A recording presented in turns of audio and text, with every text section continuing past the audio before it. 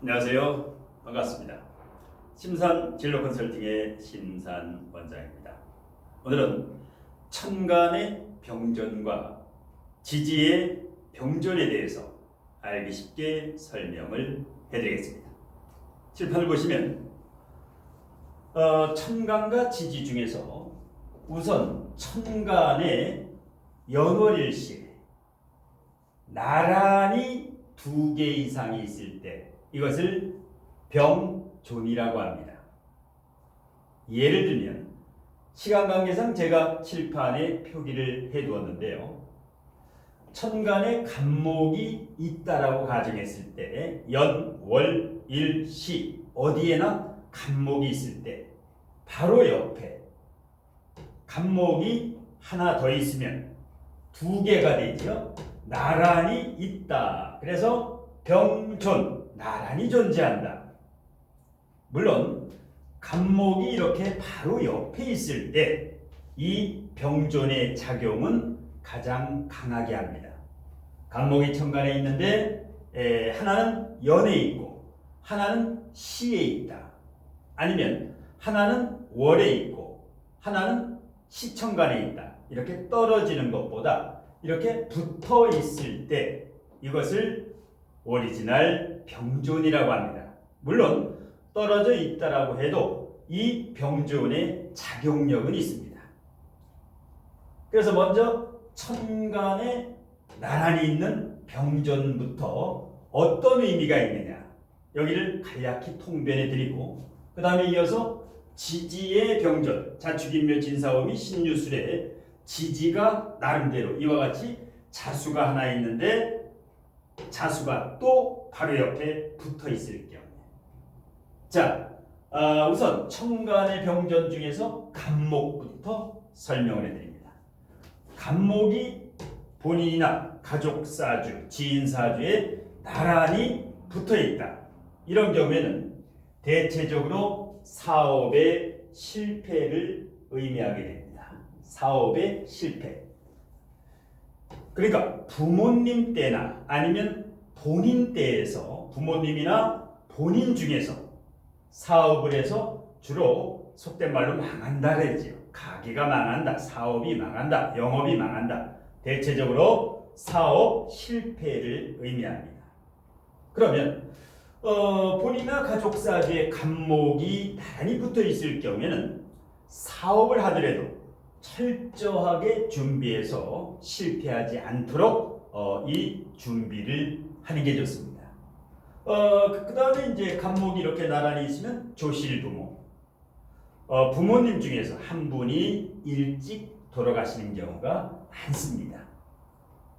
다음에 을목이 2개 병존할 경우에 부정적이죠. 대체적으로 고독합니다.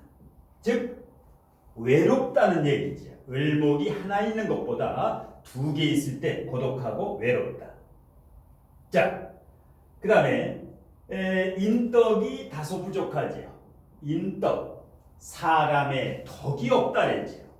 그래서 을목이 2개 있으면 고독하고 외로우면서 사람의 덕이 좀 부족하다.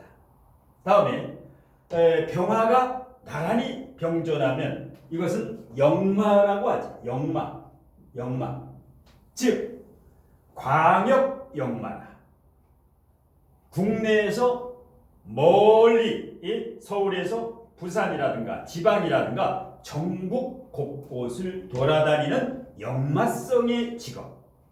골목식당의 백종원 씨 같은 경우는 병화가 나란히 3개가 있죠. 이런 경우도 3개가 있어도 쓰리병존이죠. 이런 경우에는 대체적으로 역마성이 많기 때문에 객지 생활을 많이 하게 되죠. 고향을 떠나서 객지 생활을 하게 됩니다. 다음에 정화가 병존이 되면 을목과 같습니다. 대체적으로 고독하고 외롭고 역시 인덕이 부족하다.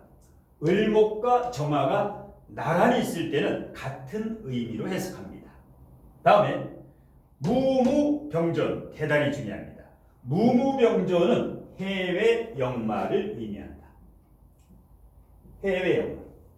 물론 인신사회를 우리는 역마라고 하는데 물론 맞습니다. 지지의 인신사회가 역마라면 천간에는 무토가 두 개 나란히 있을 때는 해외 역마. 그러니까 외국과 연관된 일, 무역이라든가 외교라든가 그 외에도 무슨 어떤 이민이라든가 유학이라든가 즉 해외 외교라든가 무역이라든가 이렇게 직업 선택을 할 때 해외와 관련 기업이라든가 전문직이라든가 공무원이 돼도 파견 해외로 유엔이라든가 이런 쪽에 가서 근무하면 대단히 좋죠. 반면에 그러니까 무토는 이 모험성이 있는데 기토는 어떻습니까? 기토 같은 경우는 안전을 추구하죠. 안전빵이라고 하죠. 속된 말로 안전빵. 즉 한 곳에 정착을 합니다. 이것은 역마성이 아니기 때문에 무토가 역마라면 기토는 역마의 반대 아주 안정적으로 이 정착을 하려고 하죠. 그 다음에 경금이 두 개 있으면 역시 병전인데 경금이라고 하는 것은 활동적인 직업이지. 역시 역마인데 천간의 역마. 그 다음에 주로 적극적이고 남성적이고 그래서 여자분들이 경금이 천간에 두 개 있다. 이렇게 되면 대체적으로 바지를 입으면서 왕성한 활동을 하죠. 그래서 경금이 이렇게 강할 경우에는 카리스마도 있고 강력한 카리스마도 있죠. 그 다음에 매울 신자와 비슷한 게 신금이죠. 이것은 아주 어려운 일을 겪게 됩니다. 어려운 어떤 비참한 전 이명박 대통령 사주에 신금 3개나 있죠. 이렇게 신라면과 같이 맵다. 이것을 물상론에서 비참한 일을 어려운 일을 꼭 한번 당한다. 이렇게 보시면 됩니다. 그 다음에 임수라는 것은 뭡니까? 임수는 식신 성향을 가지고 있죠. 그래서 이 임수는 도화성을 가지고 있다. 도화성을 가지고 있다라고 보시면 됩니다. 도화. 그러니까 인기 있는 직업. 인기 있는 직업. 방송국이라든가 미디어라든가 개수도 마찬가지입니다. 개수라고 하는 것은 상관 성향을 가장 강하게 가지고 있는데 개수도 천간의 도화다. 역시 인기 있는 직업, 방송, 연예, 예술이라든가 끼가 다분해지요. 자, 이와 같이 이것을 하나의 물상론으로 이해를 하시면 됩니다. 자, 다음에 지지의 병존에 대해서. 자, 자수하게 되면 어둠의 도화죠. 자수가 두 개 있으면 역시 물이지요. 임수, 개수, 자수. 역시 도화성이 강하다. 어둠의 도화. 그 다음에 자수라고 하는 것은 역시 마찬가지입니다. 임수, 개수, 자수는 주로 인기 있는 직업. 이런 쪽에서 진로적성에 잘 맞습니다. 그 다음에 사주에 축토가 두 개가 있다. 일명 구두쇠. 좋은 말로는 근검절약해서 부동산 부자가 많지요. 축이 두 개 있으면. 물론 위암 성분, 위험 성분, 건강에는 대단히 주의해야 되는데 일단 부자가 될 가능성이 굉장히 높은 사람이다. 건강관리만 철저히 하면. 그 다음에 인목은 뭡니까? 호랑이 인자가 두 개 있으면 역시 역마니까 활동적이죠. 아주 활동적인 직업, 아주 적극적인 직업. 그래서 호랑이 인자가 두 개 있는 사람은 앉아서 가게에서 장사를 하면 안 되고 노점상이라든가 이렇게 역마성으로 돌아다니면서 장사를 하게 되면 굉장히 잘 됩니다. 그 다음에 묘.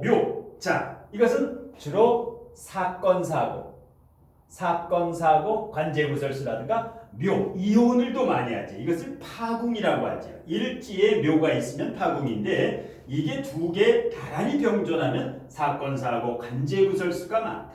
객지생활도 많이 합니다. 그 다음에 진진은 어떻게 됩니까? 진진자영이라고 하죠. 진진이 사주에 있는 경우는 고집이 일단 세지요. 독립적이고 자유적이고 명예지향적인 직업. 아주 자유로워 기운이 굉장히 큰 사람입니다. 용이 두 마리 있다는 것은 대장 기질, 보스 기질이 있는 사람입니다. 남의 밑에 있는 것보다 큰 일을 해야 됩니다. 그 다음에 사화는 역마죠. 그러니까 이제 사화 있는 사람은 객지로 발령을 많이 받고 이사도 많이 다니다 보니까 사고수가 많이 나죠. 특히 이제 보신탕, 개고기를 가급적이면 사화가족에 있는 사람은 보신탕을 금지하는 게 좋습니다. 보신탕을 먹지 않는 게 좋다. 그 다음에 오는 어떻게 됩니까? 오 형살이라고 하죠. 오 형살. 그러면서 오는 도화살이죠. 그래서 대체적으로 형살이 있는 사람은 할인업에 종사하면 좋다. 생명과 연관되는 의사라든가 상담사라든가 교사라든가 강사라든가 교수라든가.